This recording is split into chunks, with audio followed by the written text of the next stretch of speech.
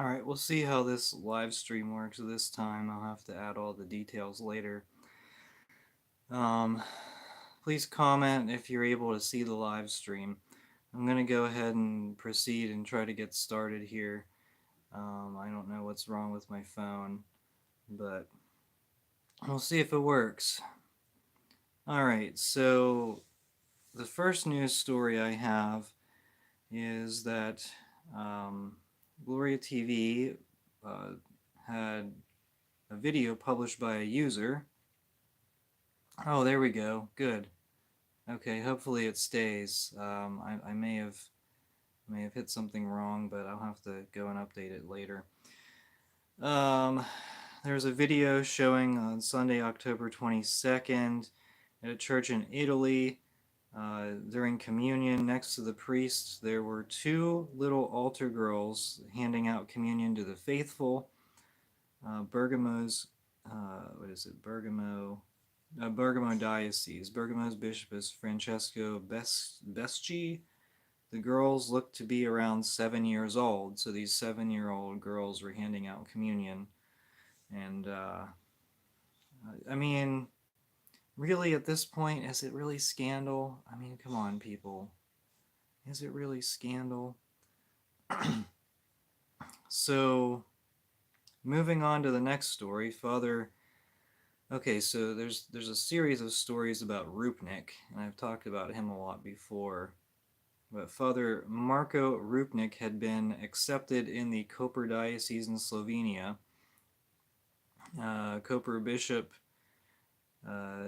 Yuri Bizjak met with the nuncio, who basically told Bizjak that it was an excellent solution to incardinate Rupnik because there were no convictions anyway. Rupnik's request to join the diocese was already granted in June. He is now free to exercise, he was free to exercise his priestly ministry, including confession, spiritual direction, and preaching retreats. Of course, he was a notorious predator, and he assaulted nuns. Is the allegations. Now, Pope Francis apparently intervened. Rupnik was excommunicated by the Jesuits, and Pope Francis apparently intervened and removed the excommunication, as so the story goes. And it was a big problem. It was a real, bombshell, whatever, shocker to the Synod. And after the uproar over the incarnation of Father Marko Rupnik in the Slovenian diocese, Francis acknowledged in an October 27th statement that the Commission for the Protection of Minors found serious problems in the handling of the case. After severe media pressure, even far leftists criticized Francis over this. And so he, it was a wildly unpopular decision to kind of allow Rupnik to do whatever. Not to mention a terrible decision, but it was also unpopular. Francis removed the statute of limitations and has ordered the Dicastery for the Doctrine of the Faith to reopen the case. However, the Dicastery is now under the new leadership of Cardinal Fernandez. Retired Cardinal Ladaria found Rupnik already guilty of absolving one of his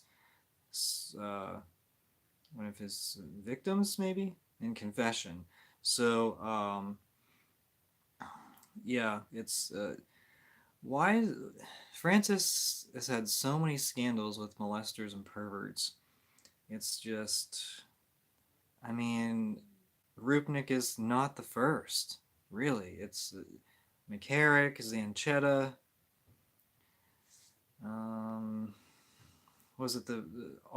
There were several bishops in Chile that Francis blamed the victims for the abuse. This is just a long. Just added as another tally to Francis' legacy. Oh, but he intervened. Yeah, after everyone, what he said, the church is for everyone. Well, everyone was scandalized by this scandal, except for Francis. It takes a lot. If you're a friend of Francis, it takes a lot to go to jail, or at least have the Vatican do something about it. This is the latest. I think a lot of people are sick of Francis, really. I mean, it's not just scandal over molesters. It's doctrinal. Okay. On October 25th, Francis spoke to the co-chairs of the Global Network of Rainbow Catholics following his Wednesday audience. It's exactly how it sounds. Among the North American members of the coalition are Dignity Canada, Dignity USA, New Ways Ministry for Unfortunate Families. According to a Facebook post by the Global Network of Rainbow Catholics, Francis told the pro-LMNOP leaders to go ahead with their work, seemingly encouraging their dissent from Catholic moral teaching. The executive director of Dignity USA is Mary Ann Duddy Burke. This past summer, Father James Martin was the first to invite Duddy Burke to speak inside a Catholic church in more than 30 years. So, Catholics had banned her, and then the Rainbow Cult. It takes the Rainbow Cult to get her back. Okay, on October 17th, not too much longer before that, he met with the co-founder of New Ways Ministry, Sister Janine Gramick, and New Ways Ministry is a notorious anti-Catholic pro-LMNOP organization, trying to encourage dissent. On October 29th, the Pope personally met with Father James Martin. No, September 29th, sorry. September 29th. So basically, Francis, so there were two meetings during the synod, during the synodal way, Francis's synodal way.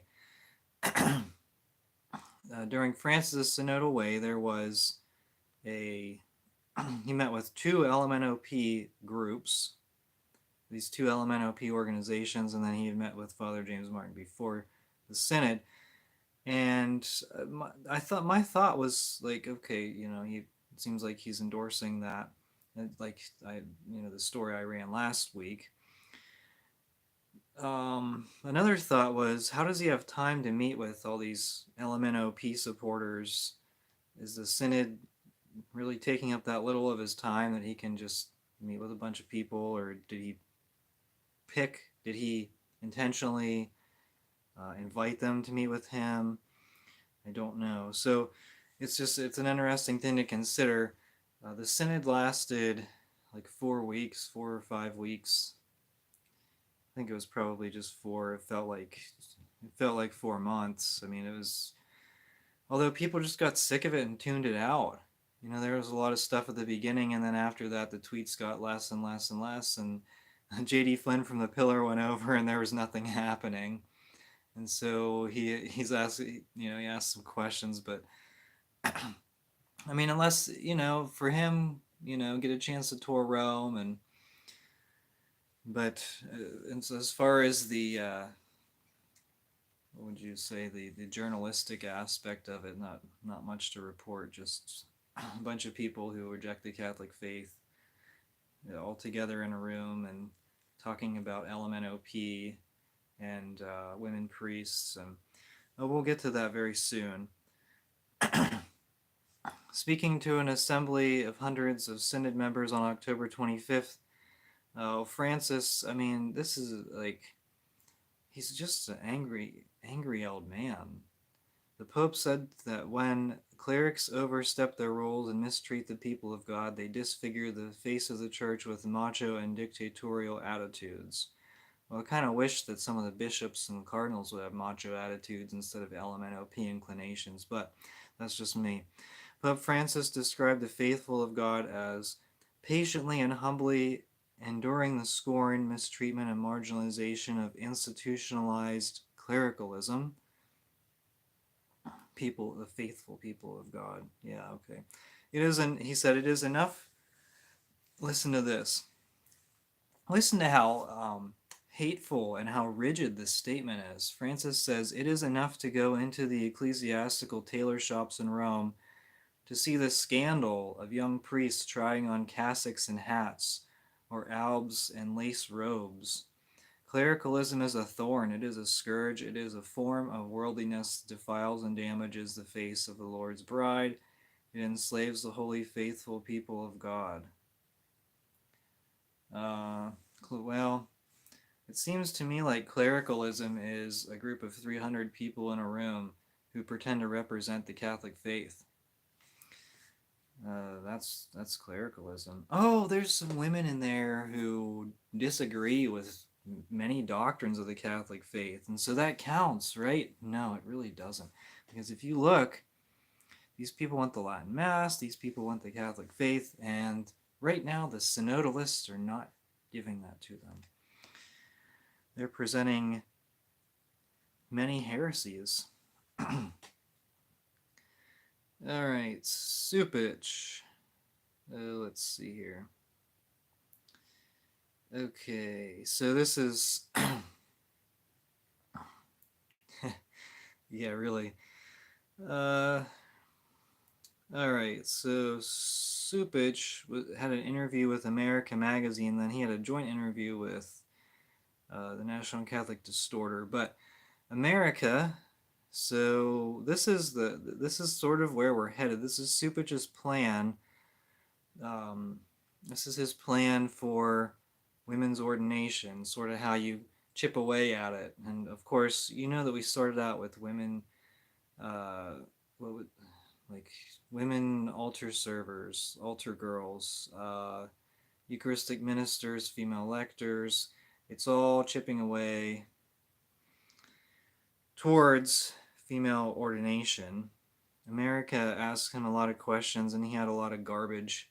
He was on Twitter. He was posting just random synodal nonsense the entire month, and he was getting rightfully destroyed. A lot of people, he used the same sort of tired, I know it, like old, useless synodal garbage, synodal terms. And he said, "Oh, the church is for everyone." And a lot of people commented and said, "Well, I go to the Latin Mass, and you don't seem to think that." But anyway, America asks, so do you foresee that they may recognize new roles, ministries for women, they meaning the church, new ministries, new roles, new ministries for women? And Cupich, listen to this. He said, there could be, but I would say, talking to some bishops, they tell me already that they have women serving as pastors who are serving as the head of communities because they don't have enough priests. By communities, I assume he means parishes. They don't have the title, however. How do we officially recognize that rather than seeing it as a kind of exception? I think we have to ask the question, are these rules for lay people in the life of the community today just a matter of temporarily substituting them because of the shortage of priests? Or is there something about their baptism that in fact allows them to be able to have these roles, not just in a temporary way, but as really a part of the ministry that belongs to their baptism? And so they're really really hitting this hard. The priesthood of the people. You have a right to, the women have a right to the priesthood because of their baptism. And we have a common baptism, and so we share all of the qualities, everyone. It's not just priests, it's this universalist pagan cult where everyone is equal, and there's the priesthood does not set anyone apart.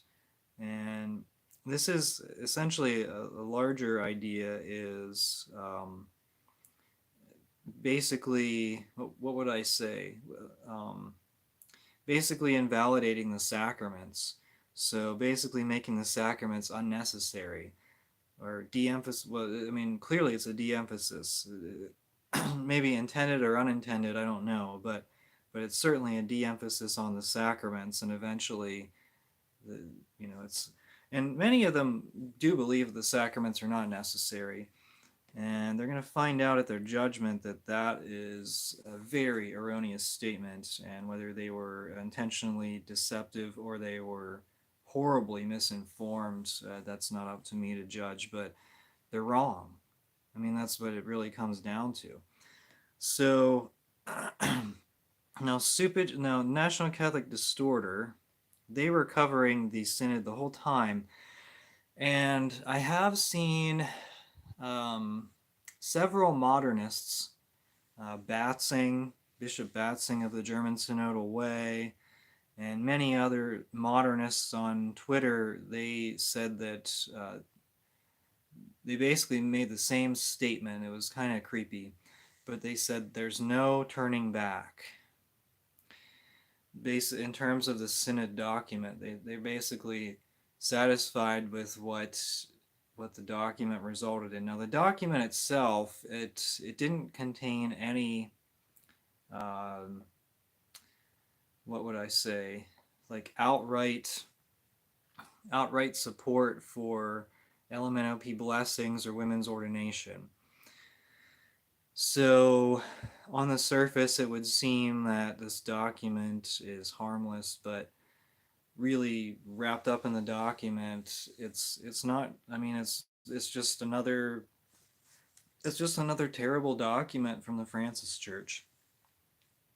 I haven't read through it the whole way, but it does say that women deacons are a question that needs to be further examined. Even though Francis, in an interview, even though he said that women cannot be ordained, here it is, the document's published.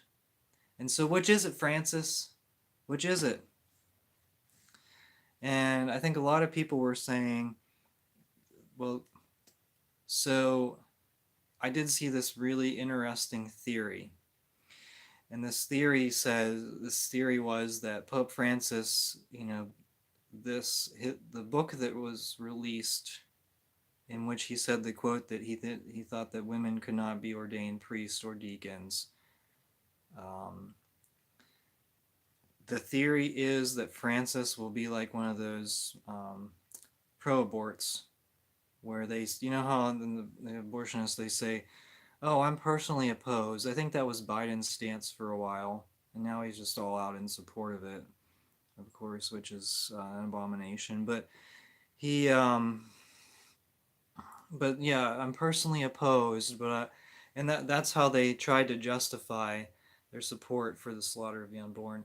And just like Francis is going to use it to justify his support for women deacons, he's going to say, oh, I'm personally opposed, but the Spirit, they don't say the Holy Spirit because it's not. The Spirit inspired the Synod, which it doesn't. There's no new revelation. Sorry. That's closed. That was closed after the death of the Apostle St. John. There's no new revelation, but they will say, oh, the Spirit inspired the Synod to consider new paths, and so who am I to judge? And that's just the nature of the Francis Church, and that's exactly what is bound to happen next year at next year's synod. And so basically they just delayed the inevitable. You know, and they're I think some people say they're using this to gauge the reaction of priests and bishops worldwide. See how they will react, if they will react at all. But it also gives an opportunity, like Cupich, to say, okay, well, these women are pastors. They're serving as pastors, so why not just call them pastors? And then after that, then they'll say, well, I mean, they're basically like, you know, sort of kind of doing the same role as a priest, so why not ordain them? And that's exactly what they're going to do. Now, of course, those of you that are watching, you're not going to go to a heretic church like that, and you're going to call out your bishop for heresy if that happens. And any of the priests in that diocese are I don't know, can they really be in communion with that bishop? And that's a serious question that we're going to have to ask. I mean, and you guys aren't going to do that. You wouldn't even go to a parish, you wouldn't even go to a church where they have a communion service with a deacon, due to the shortage of priests. These bishops, they're claiming, oh, there's such a priest shortage. They created the priest shortage. They created it by their modernism. And now they're using that excuse. And, I wonder if it was intentional. I wonder if they intentionally created a priest shortage. They ran off conservative seminarians. I wonder if it will. I'm looking at the comments. Thank you so much, everyone, for joining this live stream here that didn't start out the best. But Kansas City Royals fan, what do you mean? Francis moving his mouth when he said that? What do you mean by that? All right, so I'm actually going to go through this National Catholic Distorter interview and see if there's any good stuff. I didn't necessarily pre-read it. It was a 45-minute interview with Cupich and McElroy. It took place at the Pontifical North American College. Ooh, I heard it's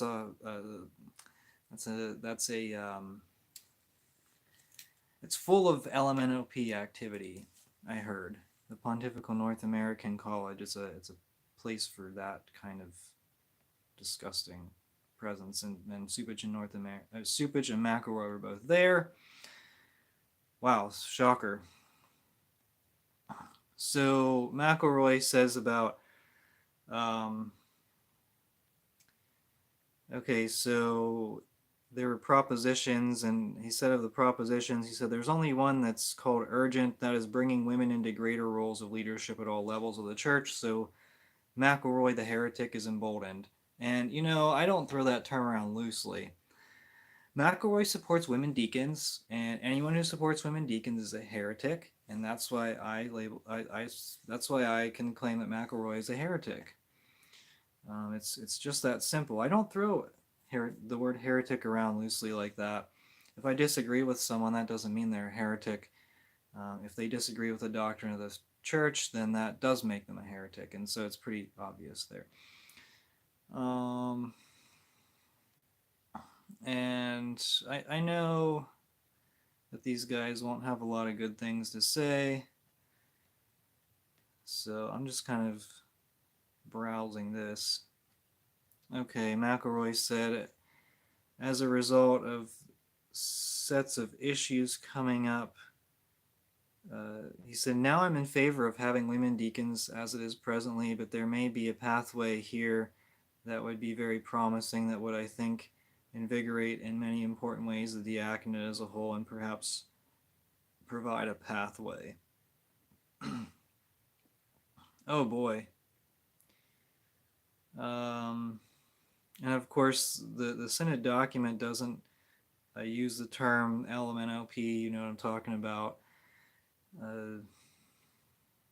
But they tried to spin it, and they said there's no way of wanting to hurt anyone, whatever.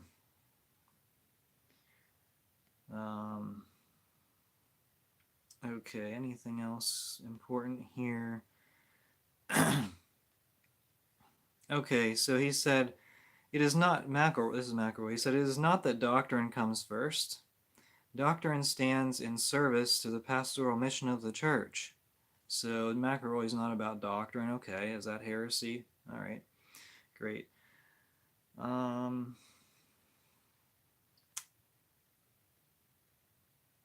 Okay. These guys are such frauds. It's so easy to see right through them. There's confidentiality. McElroy said he was initially very skeptical about the request for confidentiality, but came to the conclusion it was very helpful to our process. Cupich said he found the rules very liberating because there was no discussion at any time that came across about what people outside the room were saying about us. That's kind of part of the problem, because if Cupich checked his Twitter account, there's plenty of people saying plenty of things about him, and it's not positive. Cupich has not a lot of people that like him. He has a lot of enemies. And so does McElroy, quite honestly. McElroy is a partisan Democrat, and that's it. That's his religion, the Democrat religion. Okay, I do want to point out something else. There was something from the Synod document. Let me see what... I said something about this. Let me just pull this up. Thanks for sticking with me on the live stream here, guys. I'll get to your comments here in a second. So... Okay, so I was watching the Synod, the live stream of the conclusion of the Synod, and it was the English live stream. There were 100 viewers on the live stream. That's how much apathy there was. So I don't ever get 100 viewers on my channel, but then again, I'm just kind of a random nobody. So I did find a clip from the Synod document.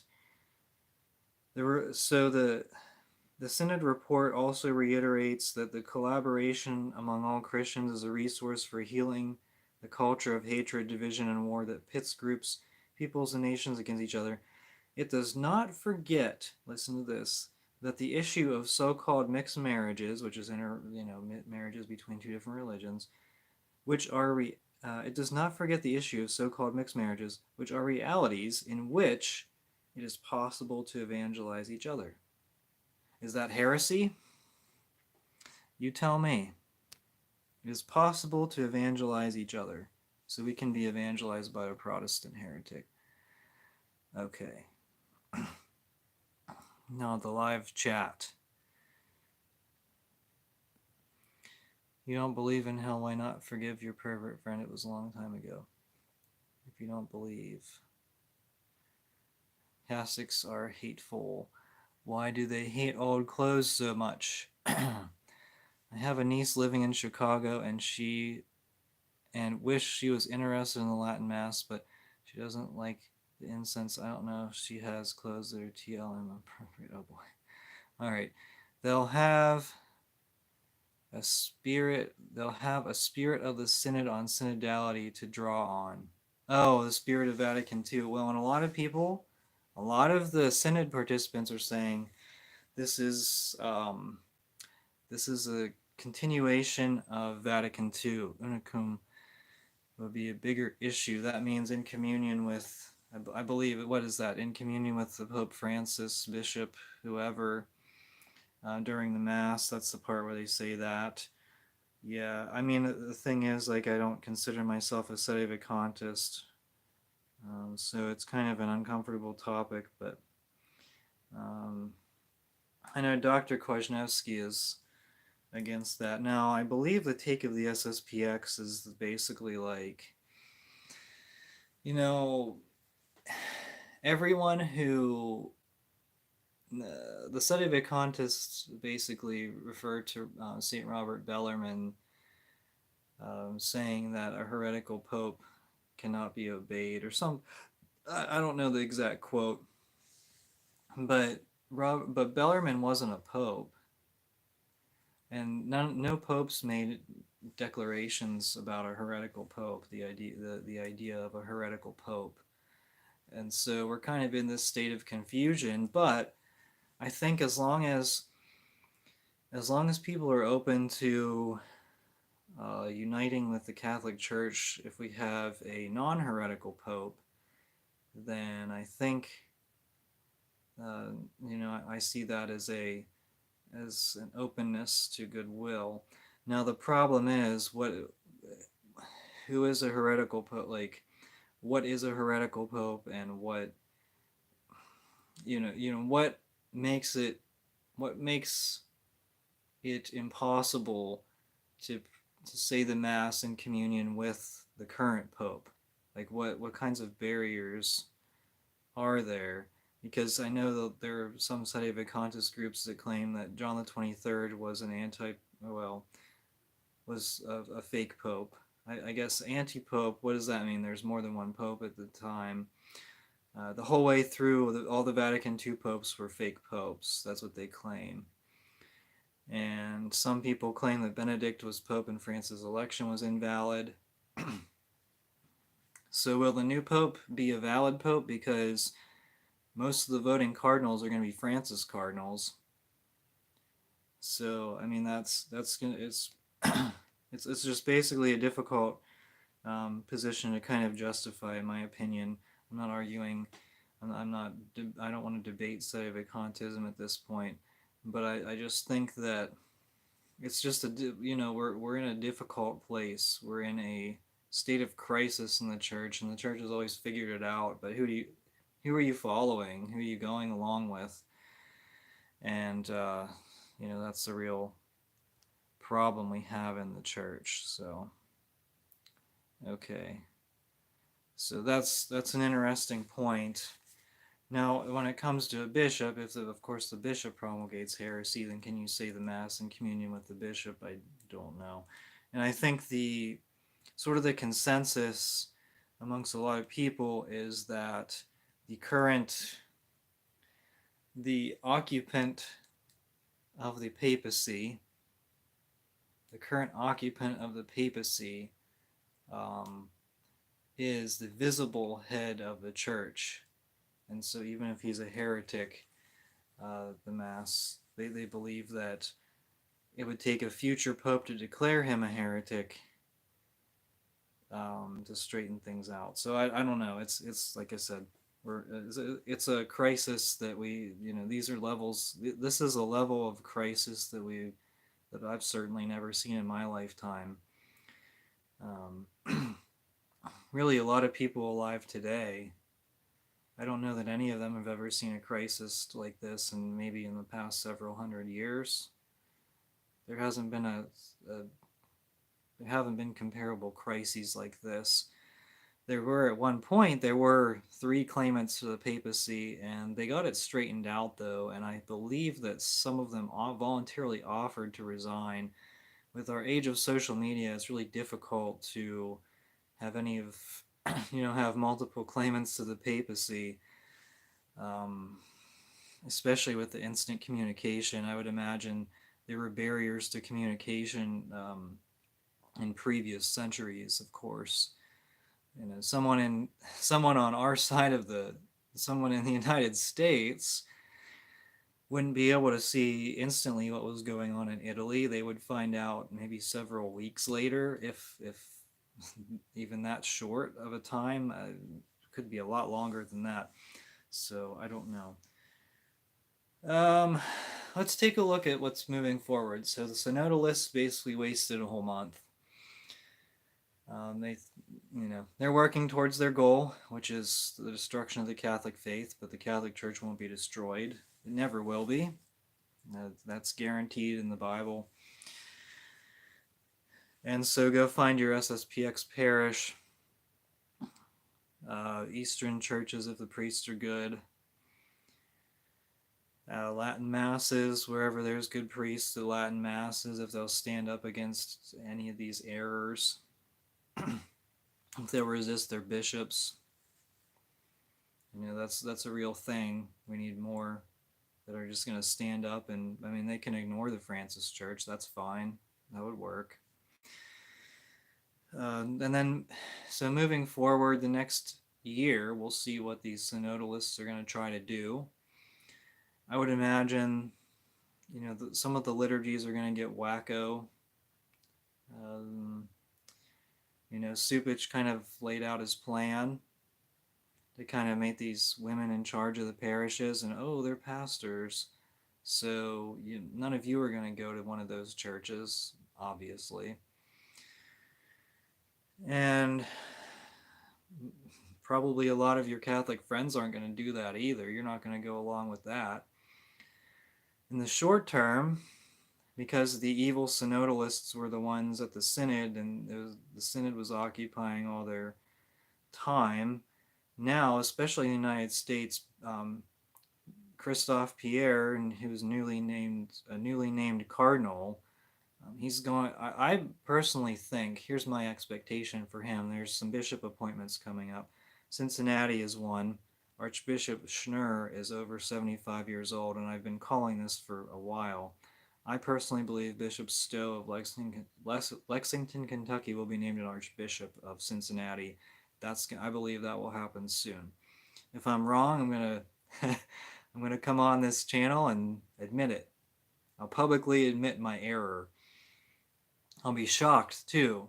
You'll see my shocked face. My legitimately shocked, like not, not a false shocked face. I will be legitimately shocked if that's not the case. But there's also other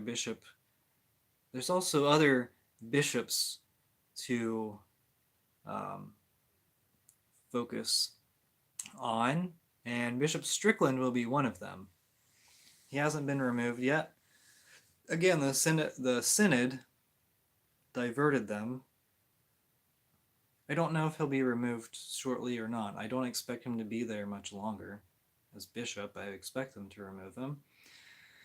The USCCB meeting is coming up in November, probably just a few weeks away, and so I'll cover that.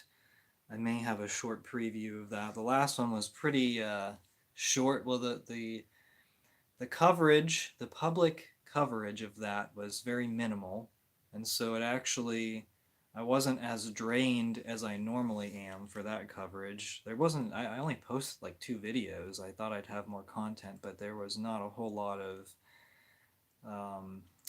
what should I say, intriguing content. It was mostly just the boring stuff that they do. So you have to filter through the boring stuff and then look for the names of the bishops who are speaking, and I kind of have an idea of certain ones to look for. Of course, there's always some new upstart bishops who are looking to rise up the ranks.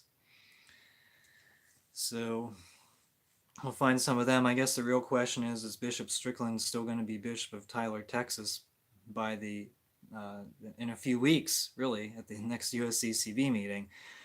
Another thing on the agenda of Pierre, I hope I'm wrong, but I think he may try to crack down further on Latin masses. So we'll see if that happens, and I'll bring you that news if I hear of it. In the meantime, the bishops need to set up diocesan shrines so they can preserve their diocesan masses if they really have good intentions. If they're really working towards the faithful, because that a lot of these Novus Ordo parishes, their attendance numbers are declining. It's not financially sustainable to keep a lot of these buildings open. And unfortunately, the old churches are going to be the ones that are shut down first, not the ugly modern new ones. So that's what's on the horizon in the short term. And after that, I don't really know. We'll see what happens. Christmas is usually kind of a quiet time, although Roach cracked down on the Latin Mass like the week of Christmas the one year. I think it was 2021. I think, no, was that Cupich? It may, is Roach or Cupich? I don't know. One of them one of them were a Grinch. I mean, I'm sure that they're not pleasant people to be around, but I certainly wouldn't be interested in talking to them, either of them. But anyway, all right, that's it for now. Thank you so much for watching. Until next time, this has been EVTN News. We are the laity, and we will not be silent.